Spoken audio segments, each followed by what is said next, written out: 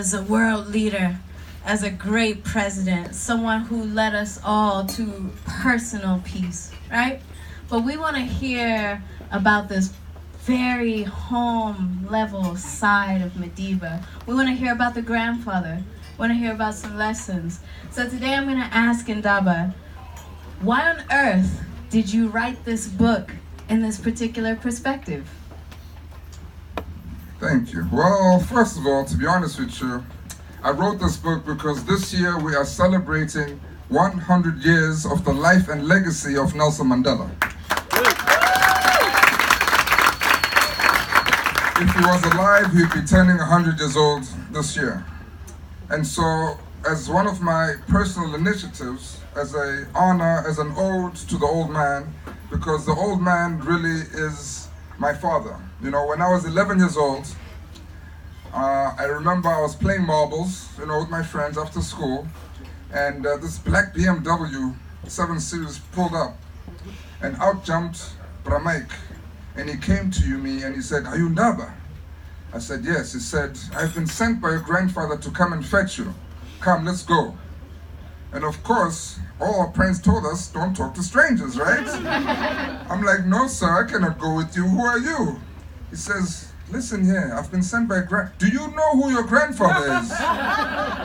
I'm like, "Yes." He's like, "Well, let's go." I said, "Sorry, sir, I cannot go with you." And the man tried and he tried and eventually he gave up and he left. And my parents came home that day. And so I told my father what had transpired. And my father said, "If the man comes back, you must go with him." Funny enough, the man came back that very same week. And off I went, you know, to a leafy white suburb in northern Johannesburg.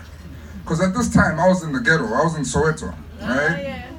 So we get there and there's security guards, there's a chef, there's a driver, there's, you know, staff in the house, all sorts of things. And, you know, they give me a meal. Eventually the old man comes out and, you know, it's this tall, dark, handsome figure. "Is everything okay? Did you get some food?" And he was just a warm grandfather. And he said, "Well, you know, education is very important. And your parents did not have the opportunity to go to school. So your parents are going to go to school to have a degree. And while they're there, you're going to come and stay with me so they can focus on their books." And, okay, I mean, as an African child, you don't ever question what your parents have to tell you. You say, "Yes, ma'am. Yes, sir." That's it, right? And the next day, I slept over. That was the first time I slept over in the house. The next day, my father came over, and he basically just confirmed what my grandfather told me the night before. And from that day, I stayed with my grandfather till the end, basically.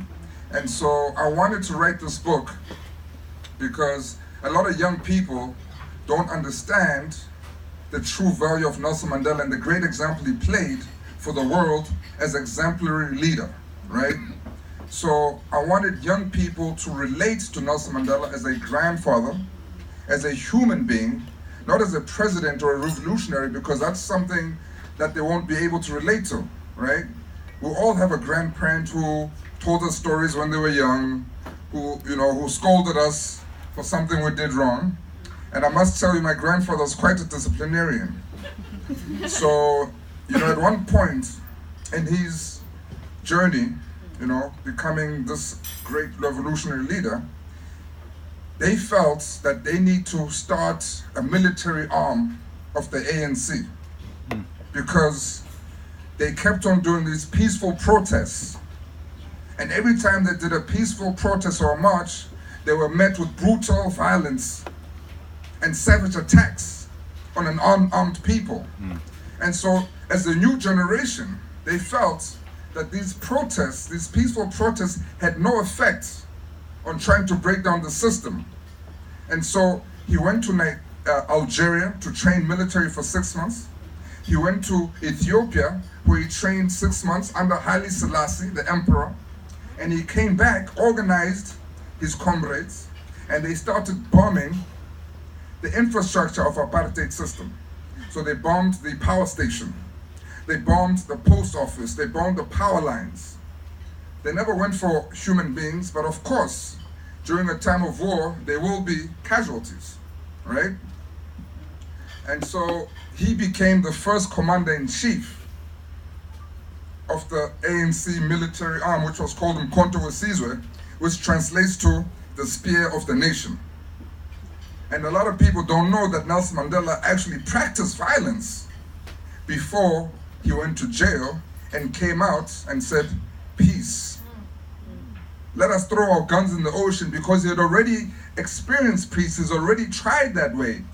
And of course, being in jail all those years, he understood that the cycle of violence would not really take them to where they wanted to go in creating this new system, this new society called the Rainbow Nation, where everybody has equal opportunity, because that's what they were striving for. Similar to Martin Luther King, you know, you want to be judged not by the color of your skin, but the content of your character, right? By the skills that you have, by how you present yourself, etc., etc. So I really wrote this book to speak to young people to understand what leadership is about, what true leadership is about. And the one thing that people must understand about leadership is that as a leader, your role in society is to serve.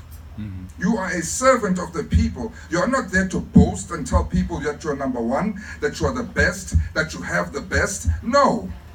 You are there to serve those people that don't have a voice, the people that do not and cannot act on their own.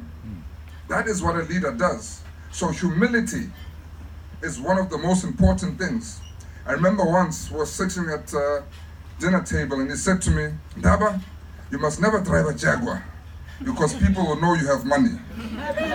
And I thought to myself, but granddad used to drive a Mercedes-Benz. It's not a bit of an oxymoron. But okay, we'll let you slide, we'll let you slide. You know, it taught me many lessons. One of the things that he said is, in order to defeat your enemy, you must work with your enemy, because then he becomes your partner. And that is how you learn from your enemy, because you cannot defeat your enemy if you do not know what makes him tick, right? You need to understand what are those things that make him tick, right? Why does he do the things he do the way he does the things they do, right? Make him your partner, because then you will be able to understand the inner workings of the machine in order for you to be able to dismantle it, right? But for me, one of the greatest lessons that Nelson Mandela had taught me is two things. You know, Nelson Mandela had a lot of compassion for people, for human beings, right? You can imagine at our house, Michael Jackson came to surprise my grandfather for his birthday. Michael Jackson, you talk about Fidel Castro came to my house. I met Fidel Castro in my own house, right? I met George W. Bush, Mike Tyson, you name it. But Nelson Mandela treated those people the very same way he treated the lady who cooked for us, Mama Toli. The same way as Albert, who was cleaning the garden. The same way as with Mike, who was the driver. Because Nelson Mandela understood that regardless of your sex, your age, your race, your history, we all have the potential to achieve greatness. As we all sit here today, no matter what mistakes you have made, we all have the potential to achieve greatness, ladies and gentlemen. Don't ever forget that. And the last lesson I want to share with you, there's more lessons, but that's for you to get in the book, right? Right?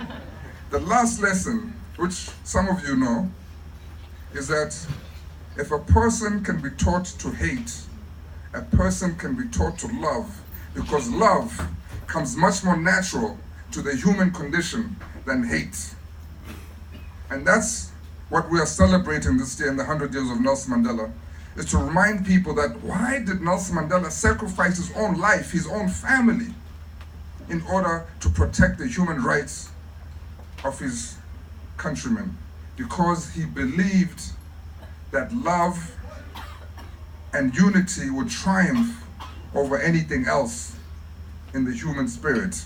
And that is why This year, we're celebrating love and unity.